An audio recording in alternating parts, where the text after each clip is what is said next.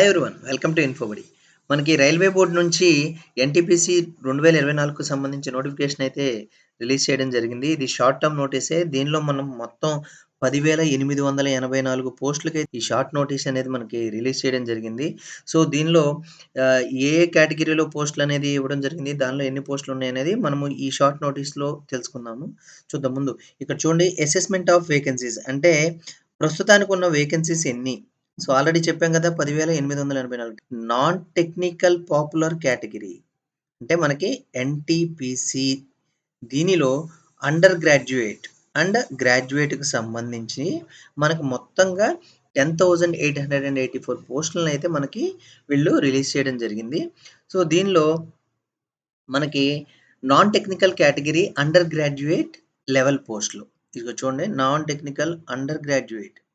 So, ఈ NTPC under గ్రాడ్యుయేట్‌లో మనకు మొత్తం కూడా నాన్ సేఫ్టీ రిలేటెడే.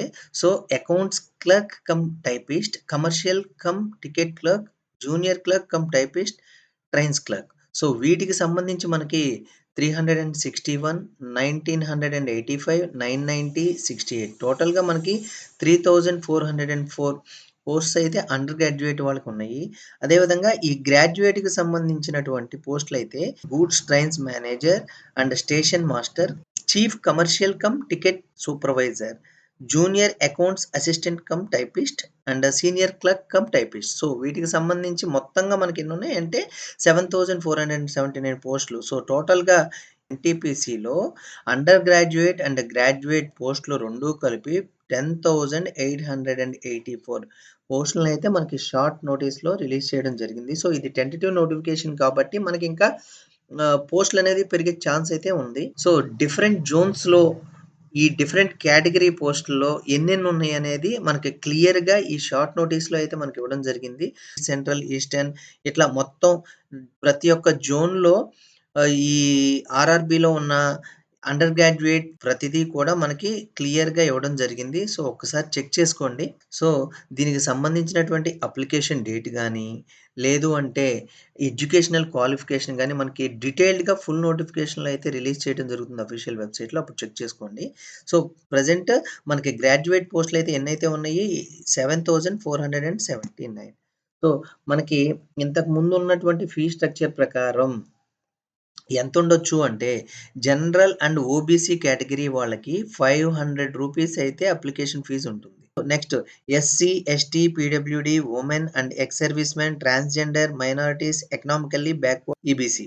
సో, ఈ కేటగిరీకి సంబంధించిన వాళ్ళైతే హాఫ్ అమౌంట్ అంటే రూ. 250 వాళ్ళు పే చేస్తే గనక ఈ సీబీటీ 1 ఎగ్జామ్‌కి చాలు. సో, గ్రాడ్యుయేట్ పోస్టులైతే కంపల్సరీగా గ్రాడ్యుయేషన్ అనేది ఫినిష్ చేసుకొని ఉండాలి. అదే అండర్ గ్రాడ్యుయేట్ పోస్టులైతే అట్‌లీస్ట్ 10+2 అంటే డిప్లొమో అయ్యుండాలి.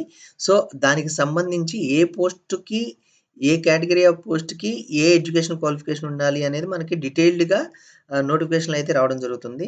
ఆ నోటిఫికేషన్ వచ్చినప్పుడు క్లారిటీగా మనం మొత్తం ఎక్స్‌ప్లెయిన్ చేసుకుందాము.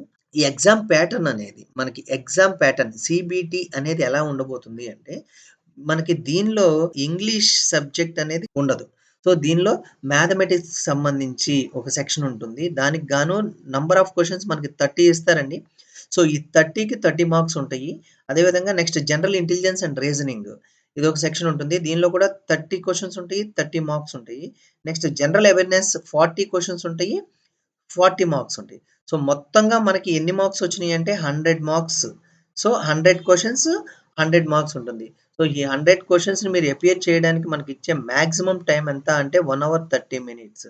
అంటే మనకి 90 మినిట్స్‌లో ఆన్ యావరేజ్ మనకి 100 క్వెషన్స్‌కి 1 మినిట్ కూడా ఉండదు. సో, మనకి స్పీడ్ క్యాలిక్యులేషన్ అనేది ఇంపార్టెంట్. ప్రతిదీ కూడా మ్యాథమెటికల్ రిలేటెడ్‌గానే ఉన్నాయి కాబట్టి మీరు ఎక్కువ ప్రాక్టీస్ చేయాలి.